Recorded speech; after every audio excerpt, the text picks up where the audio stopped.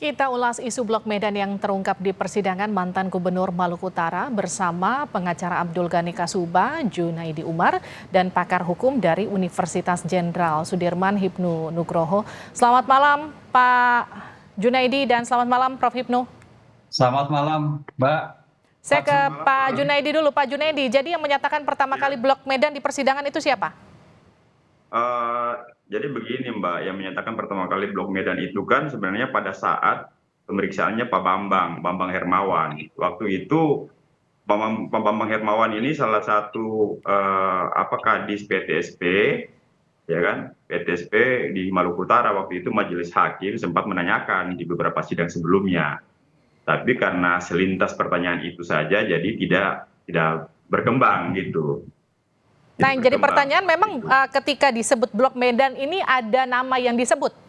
Atau hanya istilah Blok Medan saja yang disebut di persidangan? Atau ada nama spesifik yang disebut? Ya, jadi itu munculnya pada saat di tanggal 31 ya. 31 Juli.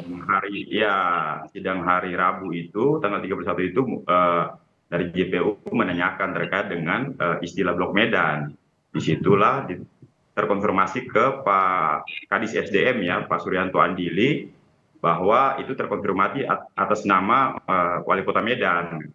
Seperti itu yang terkonfirmasi. Oke, saya ulang Pak Junaidi, maaf saya potong. Jaksa KPK menggali keterangan saksi Pak Suryanto saat itu soal Blok Medan dan terungkap di persidangan nama Bobi Nasution disebut di persidangan. Ya, itu yang disampaikan karena dia menyebutkan namanya Bobi, makanya JPU menanyakan Bobi yang dimaksudkan itu siapa, Bobi Nasution. Dan JPU mengejar lagi yang dimaksudkan Bobi Nasution siapa, Wali Kota Medan. Nah, seperti itu. Jadi itu berkembang di situ ya kan. Tapi begini Mbak, kami ini kan dari PH kan kami mau menjelaskan istilah ini polemik yang terjadi. Jadi kan AGK ini kan didakwakan suap dan gratifikasi kan sesuai dengan dakwaan yang diajukan oleh JPU KPK. Nah, sebenarnya di dalam dakwaan itu juga tidak ada sama sekali istilah Blok Medan ya gitu. Cuman hanya berkembang pada saksi-saksi gitu. Nah, makanya kami dari PH juga kenapa tidak kami berpikir ini sesuatu yang tidak terlalu relevan sama pokok perkara ya yang disidangkan di PN Ternate. Oke, tapi gini pertanyaannya Pak Junaidi. Ini kan soal korupsi izin tambang. Ketika di persidangan disebut ada tambang Blok Medan. Artinya gini, apakah kemudian Blok Medan yang disebut di persidangan ini terkait dengan kasus korupsi dari 2021 sampai 2023 yang menyeret klien Anda? Tidak Mbak. Itu tidak terkait itu gitu. Karena kami mengacu pada dakwaan itu di luar ya, dan saya bilang itu berkembang pada saat pemeriksaan saksi-saksi terkait dengan saksi PTSP ya kan, kepala dinas SDM ya, sama Pak siapa ya, Muhammad Syarif gitu. Oke. Saya ke Prof. Hipnu. Prof. Hipnu, kalau menurut pengacara tersangka ini kemudian tidak katakanlah gini, tidak terkait tapi disebut namanya di persidangan, perlu nggak diperiksa? Ya, begini Mbak, dalam suatu pengungkapan perkara itu ada dua perspektif untuk mendapatkan informasi. Bisa karena di tingkat penyidikan, bisa di tingkat karena pengungkapan suatu perkara di persidangan. Nah, di persidangan, saya sepakat Pak Junaidi, di persidangan adalah berbasis pada surat dakwaan, suap dan gratifikasi. Tapi dalam suap dan gratifikasi ini bisa mengembang. Jadi dalam suatu korupsi itu ada istilahnya pohon perkara, Mbak. Jadi Pak ESDM itu sebagai pohon perkara yang bisa mengembang terhadap perkara-perkara lain. Apakah dengan TPPO, apakah dengan izin tambang, apakah dengan Blok Medan yang sedang diungkap. Ini suatu yang menarik. Karena meskipun di dakwaan ini nggak ada urusan soal Blok Medan. Betul, tidak ada. Tapi kan kalau seorang penegak hukum mengetahui informasi, itu bisa ditindaklanjuti. Bagaimana peran Blok Medan? Apakah ada korelasi dengan izin? Apakah ada tindakan yang terkait dengan sekarang ini? Itu yang dilakukan. Jadi suatu menarik ini. Pohon perkara yang terjadi perkara ini di kliennya Pak Junaidi itu bisa membawa kemana-mana. Berdasarkan informasi yang sah, yang saya kira Jaksa KPK juga harus mampu sejauh mana peran Blok Medan itu dalam kerangka suatu perkara suap dan gratifikasi. Karena suap dan gratifikasi memang betul terkait dengan pemerasan, terkait dengan pemberian suap. Tapi kan ada izin tambang. Nah, ini saya kira bisa mengulik, Mbak. Kalau jaksa mau loh ya mengulik sehingga perkara ini menjadi berkembang pada yang lain. Ini yang saya kira menarik dalam setiap penanganan korupsi di persidangan bisa mampu mengembangkan perkara-perkara yang lain. Perlu nggak diperiksa, Prof? Ya, kalau memang terkait dengan suatu perkara perlu. Tergantung pada pertanyaan dari penyidik, penuntut umum. Tergantung pada persidangan yang ada. Oke. Apakah kan gitu, Pak. Kalau ada ya wajib kan gitu. Nah, ini saya tanyakan ke Pak Junaidi, kan juga terungkap di persidangan fakta bahwa klien Anda, AGK, ini sempat ke Medan untuk bertemu terkait dengan perizinan tambang. Yang ditemui ini wali kota Medan ini? Iya, iya Mbak, gini Mbak. Jadi apa Mas? Terkait dengan pertemuan itu kan kami mengkonfirmasi terhadap satu anak beliau ya, namanya Najla Kasuba. Karena si Najla ini yang sering mendampingi AGK dalam setiap hal pertemuan-pertemuan, mungkin karena AGK dalam situasi yang sudah lanjut usia ya kan, makanya dia juga menyampaikan informasi kepada kami bahwa ketika di Medan itu hanya undangan, maksudnya pertemuan itu hanya duduk makan ya kan, ngobrol sebatas silaturahmi, setelah itu ya sudah ya kan.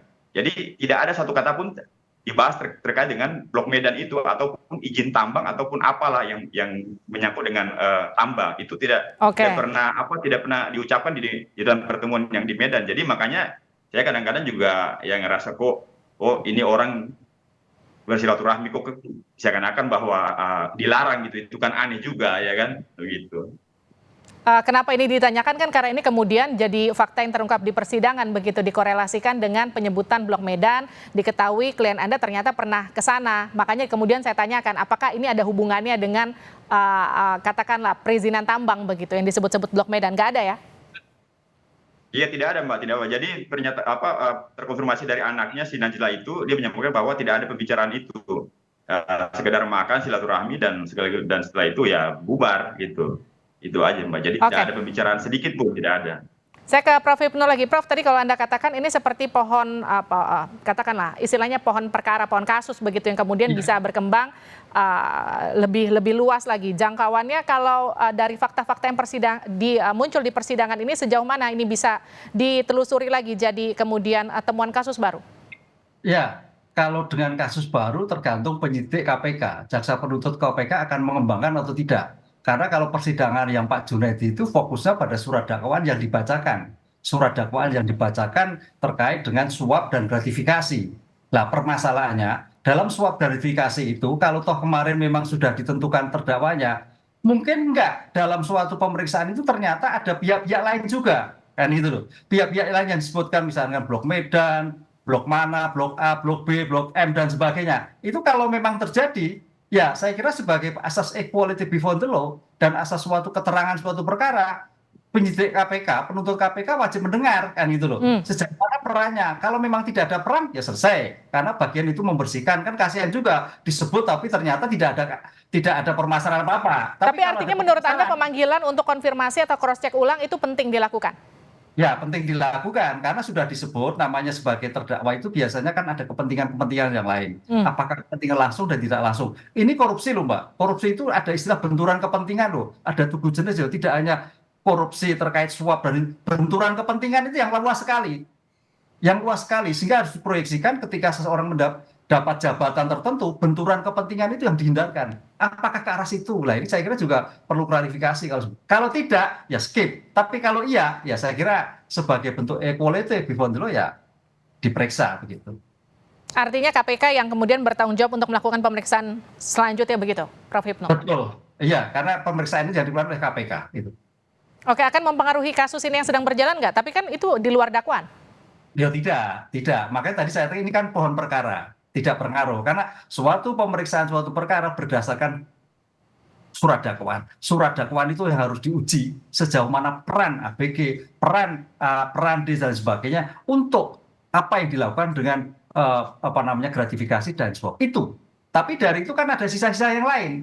Nah, itu yang dalam ilmu kriminalistik pengungkapan perkara itu tidak hanya dibentikan di persidangan bagian suatu yang luar biasa. Ampuh sekali pembuktian karena itu sudah diuji dan diucapkan langsung di dalam suatu persidangan yang korelasinya bisa didengar, yang kemudian hakim, penuntut umum, penasihat hukum bisa menilai apakah berperan atau tidak, bernilai atau bernilai. Ini yang saya kira suatu sudut percepatan penyelesaian perkara adalah ketimbang di tingkat penyidikan adalah pemeriksaan di tingkat persidangan. Oke. Ya, sayang sekali sebetulnya kita sudah berusaha untuk mengundang perwakilan dari KPK, namun baik juru bicara berhalangan untuk mengonfirmasi apakah kemudian langkah selanjutnya yang akan diambil KPK pasca adanya fakta persidangan yang baru terungkap di persidangan AGK ini. Terima kasih Pak Junaidi, terima kasih Prof. Hipnu sudah bergabung bersama kami di Sapa Indonesia Malam. Sehat-sehat selalu.